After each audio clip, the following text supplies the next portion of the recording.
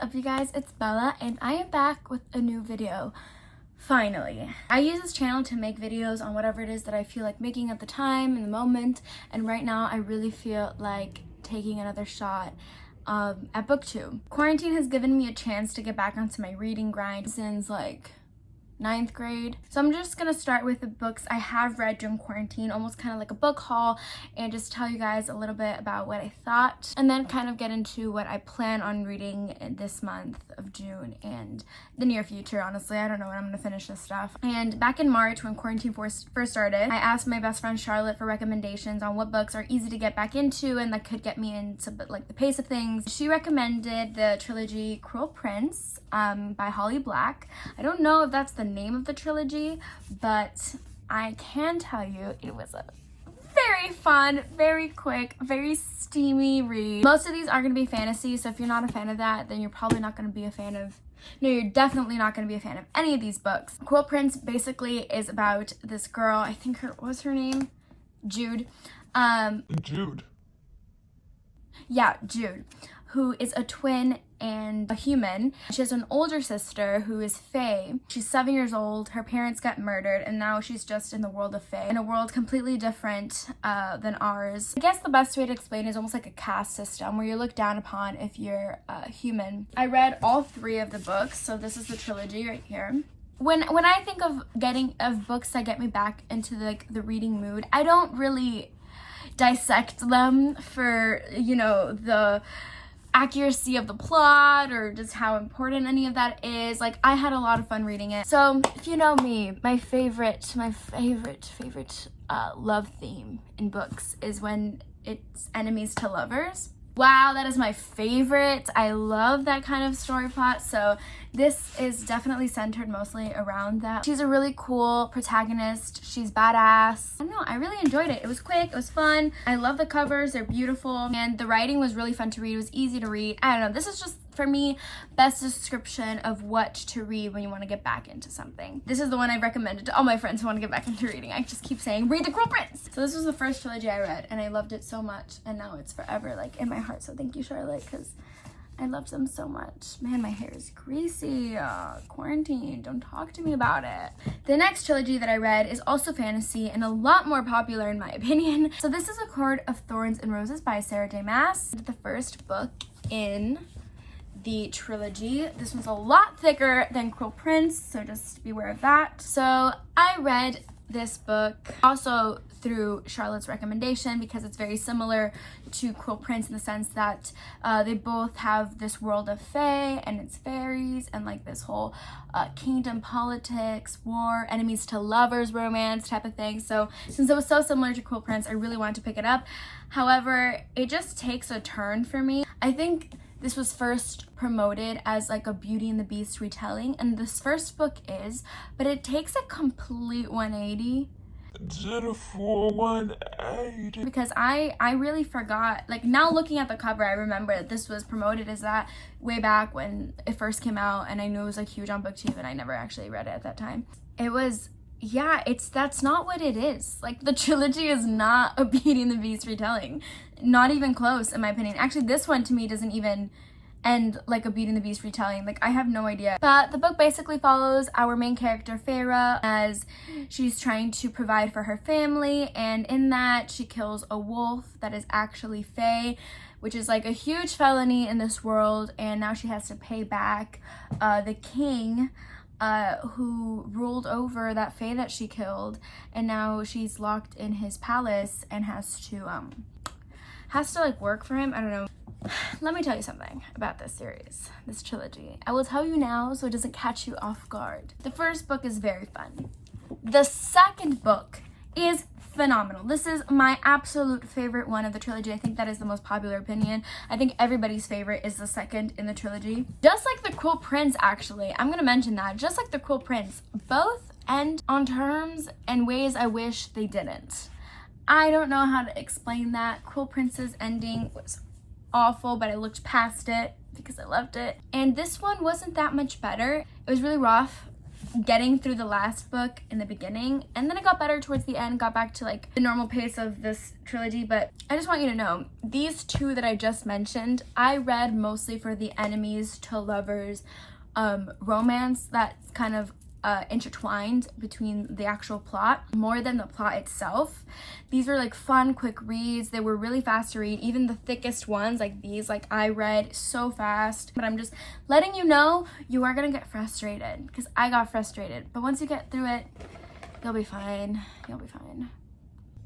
Sorry if the angle changed. I just also want to add a quick note. I know that I was talking about my favorite book trope, which is enemies to lovers, but also, if you know me, you know my favorite characters are the bad guys. I'm just obsessed with the bad guy. That's just my favorite ever. I just want to quickly note that that is also included in both. You're gonna really enjoy them. Like Ryson, oh my god, Ryson is everything. Prince Carden, oh god, these are the characters that just, they wow me every time. That is my favorite. So if any of you know more, they're like that, enemies to lovers, he's the bad guy, he's cruel, but then like, you know, just let me know. Just comment it down below, because those are my favorite types and I want to read more of those always. Now we'll get to it today. The last series that I've been able to read is the Thief series by Megan Whalen Turner. I don't know how to put it into words. The romance is not the center of the book. It doesn't sit there and lie there and just become like the main idea. This one actually has an extremely entertaining and twisting plot. Currently 5 books. The last book does come out October of this year. But let me tell you something about these books. I guess if I were to recommend to somebody who probably doesn't care about steamy romances and that kind of thing, this is the series that I recommend. It is the only series, the first series I've ever read where the narrator is and protagonist is like so unreliable. Just so unreliable. The first book, you think you know what's happening, and then you realize, no, you don't. Technically third person point of view, but we follow our first main character, Eugenides, which is the thief. And then these next 3 kind of take a turn. There's a whole new narrator for the King of Atolia, a whole different narrator for Conspiracy of Kings, and this is the book I'm currently on, which is the last one that's out. It's insane. It always like keeps you on your toes. To me, the beginning is always really slow. It's kind of hard to get into them, but once you get into the thick of the plot and like you realize what's going on and you realize that you have no idea what's going on, it's a lot of fun. Every word is important. Like every word has an other meaning. These books are so short. They're each about less than 350 pages. You don't know until the last 50 that you had no idea what the hell was going on the whole time. I would recommend this to literally anybody in the world. They're fun, they're short.